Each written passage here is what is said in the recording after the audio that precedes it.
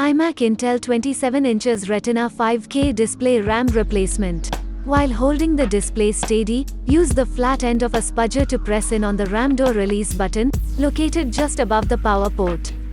Pull the RAM access door off the back of the iMac. Use your thumbs or index fingers to unlock the tray by pushing the tabs outward, away from the RAM. Pull the tabs out and down, swinging the RAM tray down to a near horizontal position.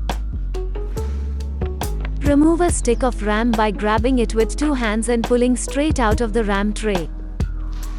To install a new module, insert the module into the desired slot in the tray and press it firmly in place. Push the tray back up until it locks in place. Reinsert the RAM access door back into its place.